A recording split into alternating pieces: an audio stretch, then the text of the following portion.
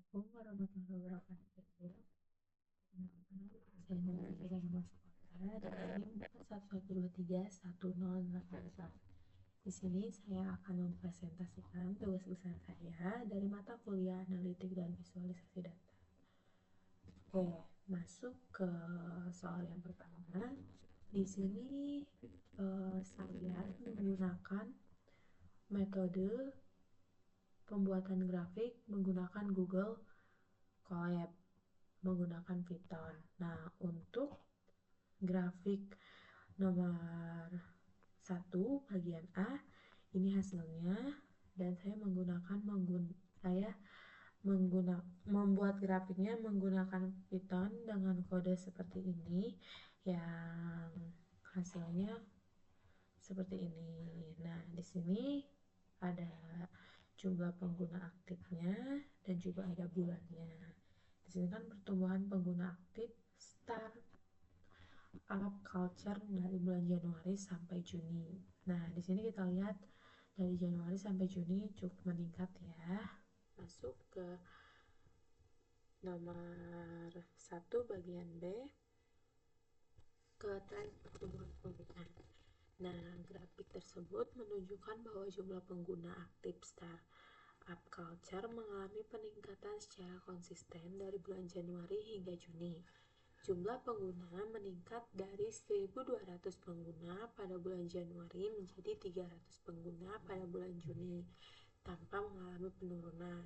Hal ini menunjukkan bahwa strategi pemasaran yang dilakukan perusahaan untuk meningkatkan jumlah pengguna setiap bulan. Masuk ke bagian C, warna transparan. Nah, pada grafik ini saya menggunakan warna biru muda dengan transparansi alfa sama dengan 0,4 sehingga area pertumbuhan pengguna terlihat lebih jelas tanpa menutupi garis utama. Penggunaan warna transparan juga membuat visualisasi lebih menarik dan mudah dipahami. Lanjut ke bagian D, implementasikan bulan dengan pertumbuhan tertinggi. Nah, berdasarkan grafik, pertumbuhan jumlah pengguna aktif tertinggi terjadi pada periode Maret, April-Mei, dan Mei-Juni dengan peningkatan sebanyak 400 pengguna aktif pada setiap periode. Kenaikan tersebut lebih besar dibandingkan pertumbuhan pada periode Januari-Februari dan Februari-Maret yang masing-masing hanya meningkat 300 pengguna. Dan saya membuat grafik ini menggunakan kode ini dengan hasil grafik seperti ini. Lanjut ke nomor 2 bagian A. Nah, saya membuat grafik yang sesuai dengan data penjualan dengan jumlah penjualan produk UMKM Slice selama 1 bulan, dengan produk tas, sepatu, jaket, topi, kaos, dan jumlah terjualnya. Nah, di sini saya menggunakan Python dengan kode seperti ini yang akhirnya menghasilkan grafik seperti ini. Di sini saya sengaja membuat dengan warna yang beda-beda untuk lebih terlihat menarik. Nah, lanjut dari grafik tersebut saya menentukan produk paling laris. Berdasarkan grafik, kaos merupakan produk yang paling laris dengan jumlah penjualan 250 unit selama 1 bulan. Tingginya penjualan menunjukkan bahwa produk tersebut memiliki peminat paling besar dibandingkan produk lainnya, sehingga perusahaan dapat meningkatkan stok dan produksi agar mampu memenuhi kebutuhan pelanggan. Masuk ke bagian C, membandingkan dua produk dengan penjualan terendah. Nah, berdasarkan data penjualan, topi merupakan produk dengan penjualan terendah, yaitu hanya sekitar 90 unit. Sedangkan tas berada di urutan kedua terendah dengan 120 unit. Selisih penjualan keduanya adalah 30 unit. Hasil ini menunjukkan bahwa kedua produk tersebut kurang diminati dibandingkan produk lainnya, sehingga perusahaan dapat mempertimbangkan strategi promosi pemberian diskon, atau evaluasi terhadap kualitas dan desain produk agar penjualannya meningkat. Masuk ke bagian D. Nah, di sini ada tambahkan label nilai pada setiap bar. Nah, di sini saya kembali menggunakan Python dengan kode seperti ini agar membedakan nih mana produk yang paling laris. Saya tandai dengan grafik berwarna merah yang lebih laris dari produk-produk sebelumnya, produk-produk lainnya. Nah, pada grafik telah ditambahkan data label di bagian atas setiap batang sehingga jumlah penjualan setiap produk dapat diketahui tanpa harus memperkirakan tinggi batangnya pada grafik. Label nilai tersebut membantu pembaca memahami data yang lebih cepat dan membuat visualisasi menjadi lebih informatif. Lanjut ke soal nomor 3. Nah, di sini saya membuat grafik yang sesuai dengan data penjualan pada soal. Di sini ada jadwal proyek pengembangan aplikasi mobile PT Sigma. Ada analisis, desain UI, coding dan juga testing serta ada tanggalnya. Nah, di sini saya juga menggunakan Python dengan kode seperti ini yang menghasilkan grafik seperti ini. Nah, di sini ada tertulis analisis 5 hari, desain 5 hari, coding 15 hari, serta testing 5 hari. Masuk ke bagian B, identifikasi durasi setiap tugas.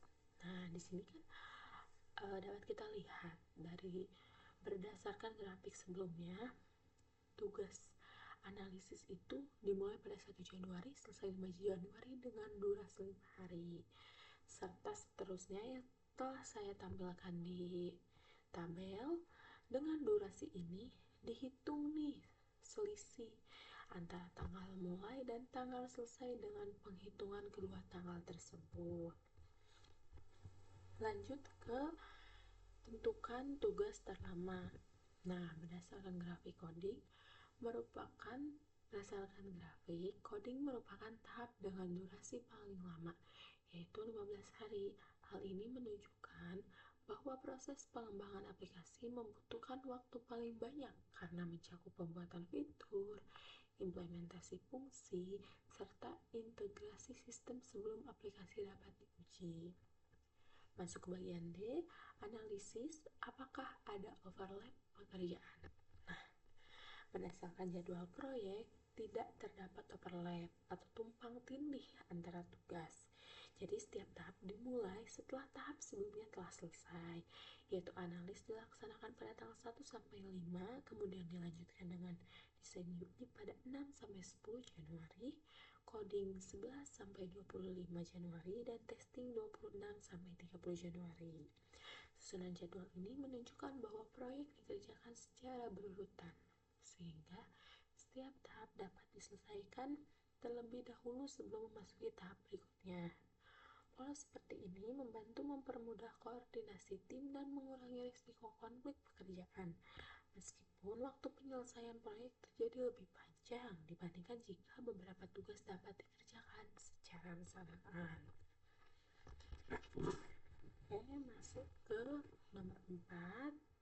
Bagian A, saya membuat grafik distribusi nilai. Nah, di sini ada distribusi nilai UTS mahasiswa analitik dan visualisasi data. Di sini saya menggunakan kode sebagai berikut dengan hasil grafik seperti ini. Ditandai dengan garis merah putus-putus sebagai nilai rata-ratanya. Nah, lanjut ke bagian D. Di sini saya menentukan rentan nilai atau bin ya. Histogram penggunaan lebar bin sebesar 10 sehingga nilai mahasiswa dikelompokkan dalam rentang berikut. Rentang 50 sampai 59 dengan frekuensi 1, 60 sampai 693, 70 sampai 796, 80 sampai 893, 90 sampai 99.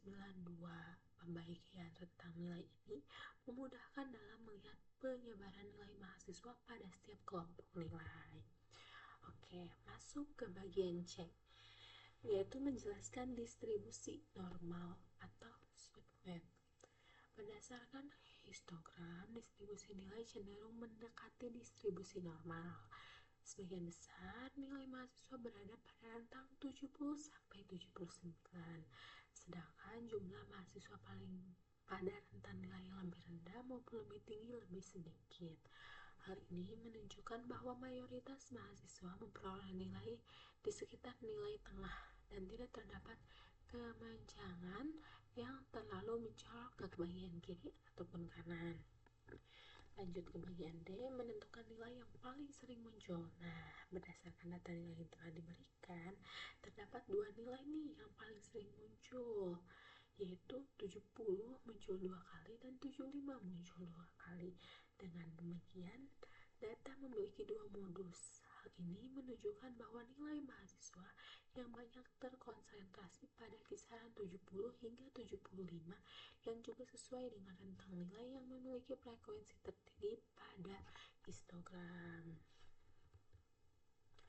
Oke, di sini lanjut ke nomor 5. Ada grafik tren penjualan. Nah, di sini saya masih akan menggunakan codingan seperti ini. Nah, dengan hasil grafik seperti ini, ada tren penjualan harian perusahaan Gen Alpha. Nah, di sini ada penjualan tertinggi dan penjualan terendahnya menggunakan grafik ya. Bisa dilihat di sini hari Senin penjualannya 100, hari Selasa 120, hari Rabu 90 mengalami penurunan, Kamis juga Sabtu Minggu mengalami yang cukup signifikan naik.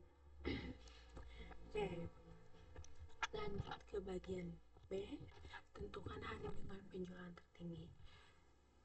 Seperti yang kita lihat pada grafik sebelumnya, Minggu merupakan hari dengan penjualan tertinggi, yaitu sebanyak 30 transaksi. Tingginya jumlah penjualan pada hari Minggu menunjukkan bahwa aktivitas belanja pelanggan meningkat pada akhir pekan. Oleh karena itu, perusahaan dapat memanfaatkan momen tersebut dengan meningkatkan stok barang serta menjalankan program promosi untuk memaksimalkan penjualan. Masuk ke bagian C, menjelaskan pola kenaikan atau penurunan. Nah, grafik menunjukkan bahwa penjualan mengalami kenaikan hari Senin ke Selasa. Nah, selanjutnya terjadi penurunan pada Rabu. Setelah itu, penjualan kembali meningkat secara bertahap melalui hari Kamis, Jumat, Sabtu, hingga mencapai puncaknya pada hari Minggu. Pola ini menunjukkan minat belanja pelanggan cenderung naik meningkat sepanjang akhir pekan. Masuk ke bagian D, pada tambahan marker pada setiap titik. Pada grafik telah ditambahkan marker berbentuk lingkaran pada setiap titik data. Marker tersebut berfungsi untuk menjelaskan posisi setiap nilai penjualan harian sehingga perubahan penjualan dari satu hari ke hari berikutnya dapat diamati dengan lebih mudah. Selain itu, setiap marker juga dilengkapi dengan label nilai agar informasi ditampilkan lebih jelas dan mudah dipahami. Nah, ini ya yang berwarna kuning korenan. Oke, lanjut ke soal nomor 6 yang terakhir. Di bagian A ada bagan yang saya membuat bagan yang sesuai dengan data struktur organisasi PT Teknova Solution. Nah, sini saya menggunakan codingan. Saya pertama menginstal dulu ini ya, agar bisa menjadi bagan. Nah, kemudian saya membuat kode seperti ini yang akhirnya menampilkan bagan struktur organisasi. Diawali dengan CEO, kemudian CTO, CFO, developer, desainer, dan akuntan. Lanjut ke bagian B, identifikasi struktur hierarki. Nah, struktur organisasi PT Teknopark Solution terdiri dari 3 tingkatan. Pada tingkatan pertama terdapat CEO sebagai pemimpin tertinggi perusahaan. Kedua terdiri atas CTO dan CFO yang bertanggung jawab kepada CEO. Pada tingkatan ketiga terdapat developer dan desainer yang berada di bawah CTO serta akuntan yang berada di bawah CFO. Struktur ini menunjukkan adanya pembagian tugas berdasarkan fungsi masing-masing divisi. Nah, masuk ke bagian C, warna transparan. Hubungan antara jabatan dalam struktur organisasi bersifat hierarkis. CEO bertanggung jawab memimpin seluruh kegiatan perusahaan dan mengambil keputusan strategis. Sedangkan CTO bertugas mengelola seluruh kegiatan yang berkaitan dengan teknologi pengembangan aplikasi. Kalau CFO bertanggung jawab terhadap pengelolaan keuangan perusahaan. Developer dan desainer bekerja di bawah koordinasi CTO dalam proses pengembangan aplikasi, sementara akuntan berada di bawah CEO untuk membangun pengelolaan laporan keuangan dan transaksi perusahaan. Dengan pembagian tersebut, koordinasi antar bagian dapat berjalan lebih efektif sesuai dengan fungsi masing-masing. Nah, lanjut ke bagian D, tambahkan informasi peran jika mungkin. Nah, di sini saya menambahkan ya, jabatan CEO memiliki peran pemimpin perusahaan menetapkan visi misi dan strategi bisnis, sedangkan CTO mengelola pengembangan teknologi, sistem, dan inovasi perusahaan. Kalau CFO mengelola keuangan, anggaran, serta laporan keuangan perusahaan. Kalau developer, pengembangan aplikasi dan mengimplementasikan fitur-fitur sistem. Sedangkan desainer mendesain antarmuka dan pengalaman pengguna agar aplikasi mudah digunakan. Dan yang terakhir, akuntan mencatat transaksi keuangan dan menyusun laporan keuangan perusahaan sesuai dengan desain atau struktur yang telah saya buat. Nah, di sini untuk Bapak dan Mama Sen yang telah melihat presentasi tugas besar saya, mohon maaf apabila banyak sekali kekurangan, dan terima kasih untuk waktu luangnya. Assalamualaikum warahmatullahi wabarakatuh.